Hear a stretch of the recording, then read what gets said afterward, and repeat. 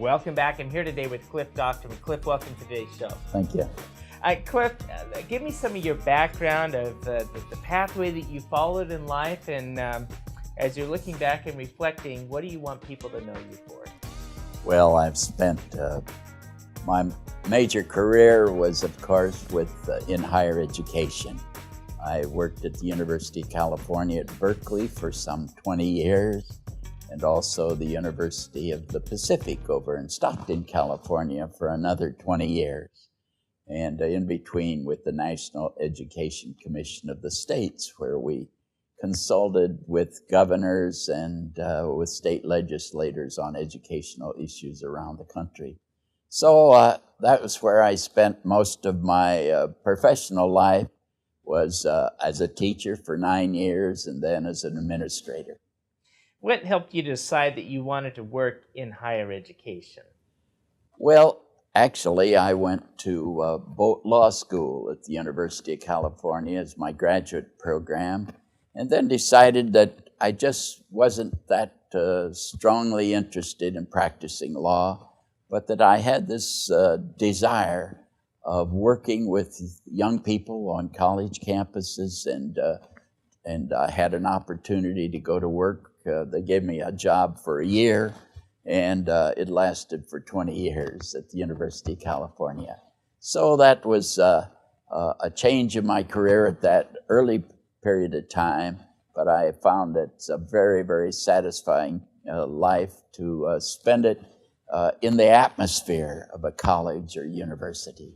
Cliff, I imagine that as you're working with students at this stage of their life, they're trying to plan out what they're going to do for the rest of their life. As an education administrator, it must have been really rewarding. Yes, it certainly is. You know, a college campus has a cycle, and each year you bring in a whole bunch of new students, and you have a chance to watch them grow. And it's really a satisfying thing to see some students that come as probably the greenest students that ever walked on the campus, and a year or two later they're running for student office, or they're taking a lead in athletic programs or drama or music programs, and you see them bloom, and it's really a great satisfaction. Are there any standouts of kids that you follow through life, students? Oh yes, I have. There's a number of students that I hear from time to time and get a greeting card from. And I see them in business and professions from time to time as I go to meetings around the state or go to activities. They will come, remember me, I was a student. You were my advisor when I was a freshman or something like that. Always very rewarding. I'm visiting here today with Cliff Dochterman. Cliff has spent his entire career in higher education and working with individuals, helping them to get ready for life. Cliff, when we come back, I want to talk about your distinguished career in Rotary, where I understand you had the opportunity to serve as the International Rotary President. Yes, I did. And but we're running up against the break time. Okay. So take a quick break, and we'll be right back after these messages.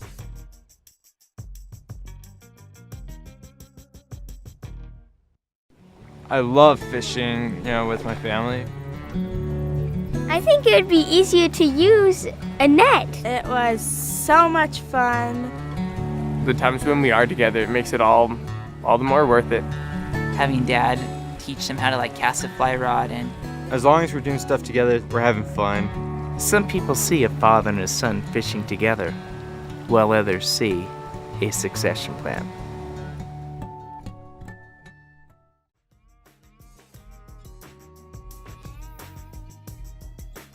Welcome back. I'm here today with Cliff Dochterman. We've been talking about Cliff's career in higher education, but along the way you decided to follow another path and become the International Rotary President. So tell me about your involvement with Rotary. How did you first get involved? Well, Rotary, of course, is a volunteer activity in your life. I was in Berkeley working at the University of California when a friend of mine invited me to join the Berkeley Rotary Club.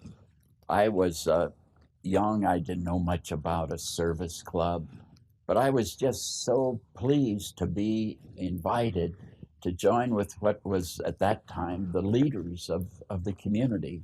Virtually every business and profession was represented in the Rotary Club, and to be able to go to lunch once a week and sit beside the men and women who are really leading the community was a great privilege. I thought it was a great opportunity to get to know people. And gradually, as you get involved, you realize that there's more than just the fellowship and the friendship. There's opportunities to serve, and if you work hard enough, maybe you can make a difference in the lives of people in your community and as it stretches around the world. I've heard different numbers of the number of Rotarians today. By some accounts, someone said there's 1.2 million. Yes, there are 1.2 million Rotarians around the world, and there are about 34,000 communities that have Rotary clubs. Probably Rotary, we would say, is the most international organization with Rotary clubs in 200 different countries and geographical territories around the world, all dedicated to the idea that serving other people, helping others, and the idea of you do it with friendship, and because of that friendship, you reach out and try to help other people. So, Cliff, you took a pathway that led you into the international president of Rotary. How did that come about? Well, I never thought when I first joined Rotary, I thought I was going to lunch once a week. But more as you get involved, I was finally a club president and then became the district governor of an area in Northern California. And then one thing led to another that you became involved. And finally, I was selected an international director, and from that point, you're eligible to be the world president of the organization, and I was selected in 1992. How has Rotary benefited you in your life? Well, Rotary has given me a whole insight in the opportunities as I traveled the world, probably well over 120 countries, and seeing opportunities, seeing that there are places that each of us can serve, that there are people that need us, and there's so many different activities. I remember when I was the world president of going over to Croatia to try to help the refugees from the Bosnia and Herzegovina civil war going on. And a newspaper reporter there in Croatia, Zagreb, Croatia, said, "Who are you helping? Are you helping the Serbs or the Muslims or the Bosnians or the Croatians? Who are you helping?" I says, "I don't know." When you see a little child that's hungry and cold and freezing, you don't ask what their religion or what their national origin. You help them because you care and because they need somebody. And Rotary is that kind of an organization. We reach out to try to touch and make the world just a little bit better.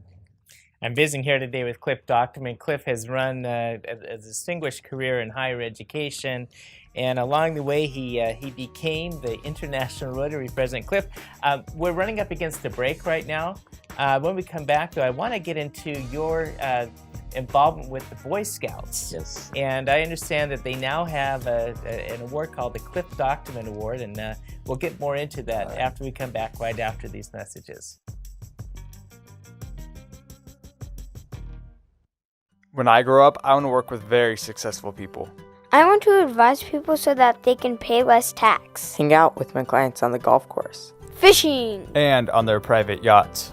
They will all be my friends too. I want to work with the VCs who will fund the next Fortune 500 company. When I grow up, I want to be just like my dad. Money won't buy you happiness in life, but we can help take care of your financial affairs so you can focus on what's really important.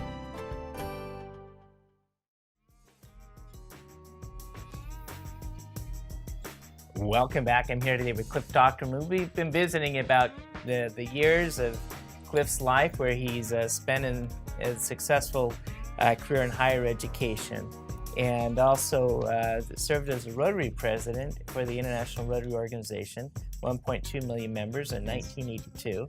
1992. 92, excuse Yeah. me, 1992. And Cliff, you've also been involved with the Boy Scouts. Yes. Tell me about how you got involved with the scouting organization. Well, I had a brother who was a year and a half older than I, and he was in the Boy Scouts, and I could hardly wait till I became a Boy Scout. This was back in the Depression years, and I was growing up in Ohio. And so on my 12th birthday, a neighbor gave me the 50 cents so I could become a Boy Scout membership, have a membership. And I became a tenderfoot scout, but I was going to catch up with my brother. And I went to summer camp. I went on every hike and everything, and trying to achieve the rank of Eagle Scout. And I finally reached that before I reached my 14th birthday, actually. And it was a great achievement. And so I actually started spending summers working in Boy Scout camps from year after year and taking a leadership. Eventually, as I had my own son, and he wanted to be a scout, and I took an active role as president of the Scout Council and working on the national jamborees as the leader of the Western region. Some 5,000 boys at a national jamboree was a pretty good responsibility. What year were you over the Western region? I was involved, those would be in the mid-70s, about 73. Farragut State Park? The one that I went to first was Moraine State Park up in Pennsylvania, and then to AP Hill in Virginia. Okay. Those I was the leader of the Western region. So, as you know, by the way, getting your eagle before your 14th birthday, no small feat. Well, when you can join at 12, it's working right along because there's time sequences, and so it was about as early a time as anyone could do it. Mm-hmm. Well, so as you've been involved with scouting and throughout the years, you've been working with youth most of your life. That's right. I understand that there's a Cliff Dochterman Award that the Boy Scouts now award, and can you give me some background how that came about? Well, this award was established on the centennial of Rotary International for Rotarians, men and women who have taken a special interest in scouting programs. And it was established as a recognition for people who are involved in Rotary, but combine that with their service to youth through the scouting program. And it's rather embarrassing, I have to say, to present the certificate with your own picture on it, but it is a very nice recognition, and I'm pleased to know that a lot of men and women have received that award. I was at a Rotary International World Convention in Salt Lake City a few years ago, and I was walking down the hall, and a man came and said, "Cliff Dochterman," looked at my name badge, "Cliff Dochterman." He says, "I have a scouting award called the Cliff Dochterman Award. I thought you must have been dead years ago." But it was an honor to have an award named after you to recognize people who reach out and serve the young people of their community through scouting. Yeah, I just pulled up a press release that was handed to me as we were doing today's taping, and it talked about Savannah Morning News did a press release at the Savannah Rotary Club honored Tommy Cardiff, the Scout Executive at the Coastal Georgia Boy Scouts, with the Cliff Dochterman Award. So this is not just into a local area. This is throughout the United States. Throughout the United States. It was originally established by a group called the Fellowship of Rotary Scouters, of Rotarians, men and women who take an active role in helping youth through scouting. Now, Cliff, As you've served throughout your life, you've seen a lot of different things. But what do you want to be remembered for when everything is said and done?